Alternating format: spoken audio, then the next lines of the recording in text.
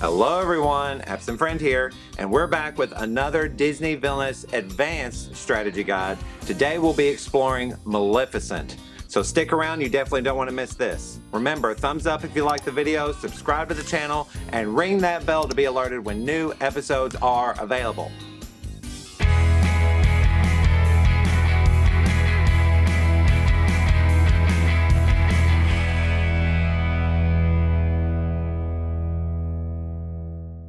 And here we are at the gaming table with Maleficent. Alright, so let's just dive right in and look to see what kind of advanced things Maleficent can do to help her win the game as quickly as possible. So, first thing just to remember, Maleficent is one of the easier villains to learn and play as in the original box. So I believe I've said this before, but if you're going to use Maleficent, or if you're going to learn this game for the first time or try to teach it to somebody for the first time, definitely use Maleficent as kind of a trainer villain, if you will. Okay, so let's talk about her staff. This is her best thing in the entire deck for her. So play it to the forest, and if it's in your hand right away, great. Use it as best as you can. If it's not in there, don't worry about it. But as soon as it's available, use it. Okay. And the other best thing in her deck is, where is he? There he is. The Raven. I always play the Raven away from the forest first. It doesn't matter which location. I always just kind of play him over there just because that's where I like to go. And now he's not affected by the staff. You can't play him for cheap, but you can play all your curses and effects for cheap. And she has lots of curses and lots of effects. So another thing that you can do if you don't have the Raven is to play, or even if you do have the Raven, but if you have a Vanish, maybe in that first turn, play the staff and play your Vanish. Or you could save your staff, play the Raven, and then play your Vanish, even though the Raven's going to take up all your power you just gained. But as soon as you reappear on the next turn, you've got 3 power again. Or actually, before you reappear, you can have the Raven come in here, gain 3 power, reappear, gain 3 more power, and then you can still play 2 cards. So and one of them can be, no, I just had the thing. One of them can be the staff, and the other can be your first curse.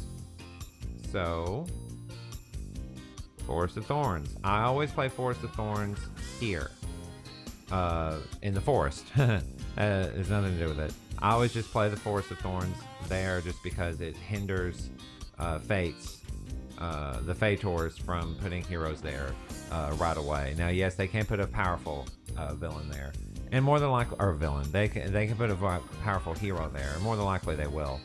But at least it has a slight deterrence. Okay, and then let's say now we're on our next turn. Let's move the Raven over here, gain a little bit more power, because we still need to have some power as a backup. And we're going to then move Maleficent. I would say move her to the exact same location, because you still need to be able to discard. If you have horrible cards, you still need to be able to discard. So then you can I would actually not play a curse here, just because you have to pay full price for them. So, you know, if you have a card that's worthy of playing, do it. But like a Cackling Goon, I guess you could play if you wanted to. But I would say don't waste your power with them. And hang on just a minute. Okay. Sorry about that. The cat was running by and I think I thought he jostled my camera, but he didn't. Anyway, okay, so so that was the next turn. Okay, and again, you could use like I said, use the Raven to get you some more power. Now have the Raven go back over here, gain more power, go back over here, gain more power. Now you have tons of power, right? Be careful if you're playing for Prince John. And then you can play 2 curses if you have them. Hopefully you do. And again, that's why we discard. So play another Forest of Thorns, and then play a Green Fire. Now you might be like, wait a minute, you played the Green Fire in the same spot as that Forest of Thorns. Why did you do that? I'm going to show you. Okay. So, and again, that only cost you 3 power just to play both of those curses. Okay. So, then we're going to have the Raven go over here. Okay. Now watch this. We're going to use a play card action, and the Raven, like I said, is going to do that. And since we are still at this location, we still get the cheap curses action. So for 2 power, I'm playing green fire there. Okay. So I've spent 3, 4, 5, 6, 7, 8, 9, 10 power to do what I've done so far. Okay. And again, you've gotten 3, 6, 9, 13, and then 16 total power, if my math is correct. That's unspent gross power. So you still have some left over. Anyway, so again, you might be thinking, why did you do that? Okay, so I'm going to show you. All right, so I'm going to move here, and I'm just going to move there just so I can fate somebody and kind of throw a boulder at them a little bit. And that's probably all I am going to do, is just gain some power and fate somebody. So now I'm up to 17 power gross. And then I'm going to use the Raven to move here and move this green fire here. Then I'm moving myself here and move this green fire there. And now I'm ready to win the game. Now, why did I have it here? Because Fators cannot remove the Forest of Thorns because the green fire is here.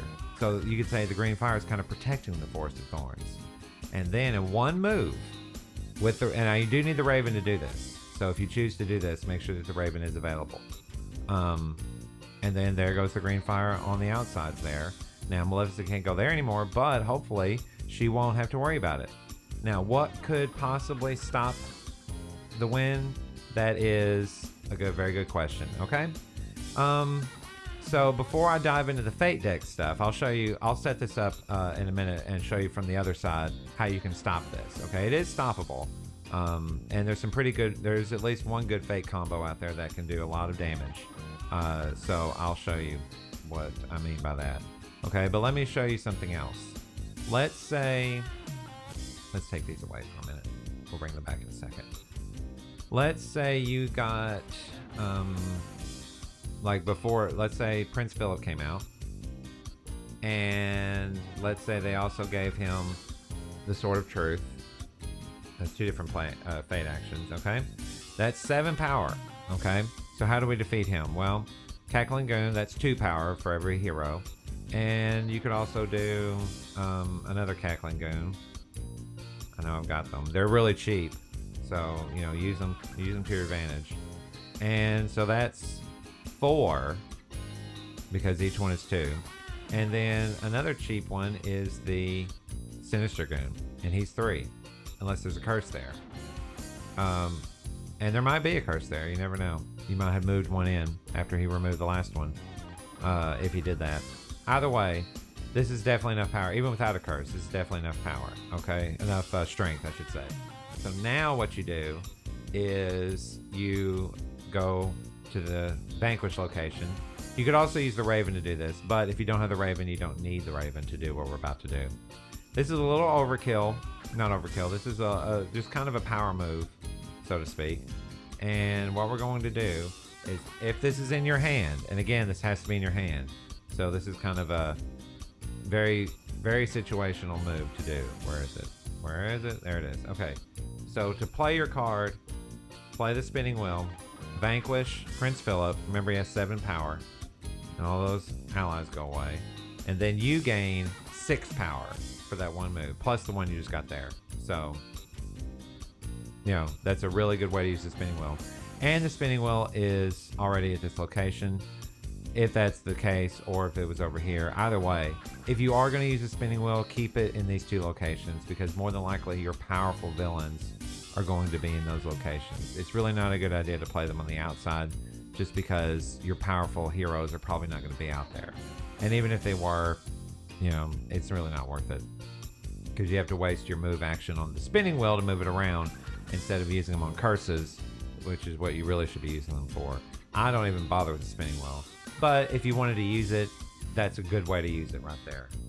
Okay, so that's kind of it for the Maleficent side of things. Those powerful curses and those powerful combos to get curses out really quickly. That powerful move to move curses, lock them into place right away is a good thing to do.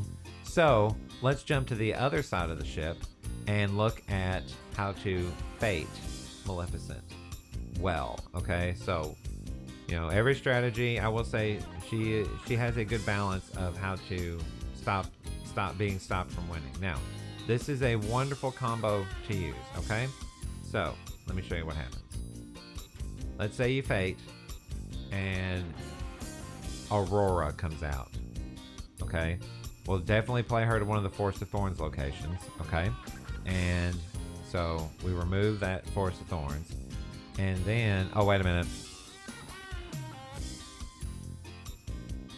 Okay, so let's say Maleficent is here. Okay, you play Aurora to not Maleficent's location. Okay, now watch this. That gets rid of the Forest of Thorns. All right, and then with Aurora, you get to draw the next fate card, and if it's a hero, you get to play it. If she plays King Stefan, then King Stefan, play him to Maleficent's location, remove the Forest of Thorns that happen to be there, hopefully, and then have Maleficent move to one of her green fire locations, and you got rid of 3 curses in one fate turn. Isn't that crazy? It's nuts. But yeah, you can totally just ruin her entire plans, and she cannot get curses out of the discard pile. So once they're discarded, they're discarded. She would have to cycle her entire deck and reshuffle it to get those curses back. And so, now does she have more to play? Absolutely. And if she's smart, she kept them. But that's why I was saying earlier is Maleficent, get those curses out as quickly as possible. Alrighty. So, there's another kind of fate strategy that we could do.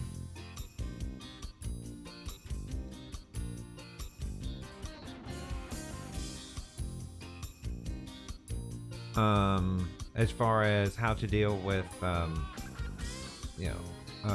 getting those spaces covered as quickly as possible.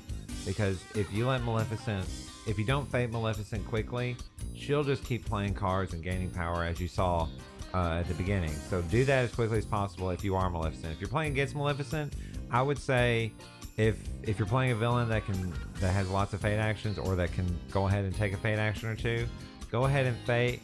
Get these guards out, covering these outside actions, and especially getting these weaker heroes out just to cover up these actions. And I know she'll go here first, so but if she is there and using it, just these guards are actually really good, really good at clogging up those actions, just because it's difficult for Maleficent to get rid of them, unless she uses dragon form or plays allies, of course, to get rid of them.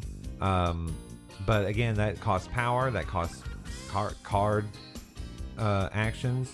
And I mean, if she only has these actions to use, it gets really difficult. Maleficent relies on her actions to be able to play in her game well. So, this is a good way to do it. Just cover those actions with those weak ones, and don't play the powerful ones unless they are going to remove curses. If they're going to remove curses, go and play them. Don't play Aurora unless you have the opportunity to do the thing I did a while ago. But don't play Stefan unless you can do the thing I told you a while ago. Unless you're desperate. Unless things are desperate, don't do it.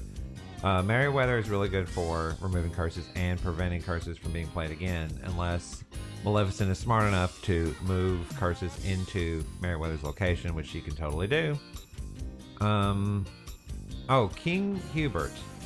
This is an unsung hero of this game. Let me show you why. Okay, so let's say we were setting up to do what we just did a while ago. Where's Prince Philip and the sword? Okay. So oddly enough, let's say Prince Philip is there, and let's say those allies were there to do what they were doing. Okay? And they're ready to go. Maleficent set them up, and then she's about to do the thing. Okay, well, Hubert can come in, and he probably won't be able to go there because there might be a Force of Thorns or Green Fire, but maybe he can be played over here. So if he can be played over here, pretty much anywhere where it's next door, he can have those allies be moved over there. All of them, right? Oh, never mind, just one. Okay, so just move one then. Okay, so he can just move one ally out of harm's way. Okay, or if there are allies everywhere, he can just have them reshuffled and moved to different places. So he's actually just slightly more powerful than you might think. He's not a wasteful thing. But again, if Maleficent isn't using allies, and I'll go ahead and tell you now, whenever I play Maleficent, I rarely use allies because I'm focused on getting those curses out. So King Hubert is good if Maleficent is playing allies. If she's not, he's garbage. But anyway, and then of course, the more heroes you have out, the more often you can play Once Upon a Dream. So that's why I was saying as Phaetors, you want to get those heroes out quickly, but make sure that they're weaker ones, just so that you don't waste the more powerful ones. And the more heroes that are out there, the more likely you're going to get the more powerful villains to come out to do their thing when you need them. So there you have it. Okay, so that's some advanced strategies for both playing as Maleficent or playing against Maleficent. So I hope you guys enjoyed that. I hope you'll take these strategies and use them to help you achieve victory, or if you're playing against Maleficent, to keep her from achieving victory. And if you guys have any other strategies out there that are really, really powerful that I didn't discuss, please leave them in the comments, and I will be more than happy to add them to my repertoire. So until next time, this is your absent friend, signing off.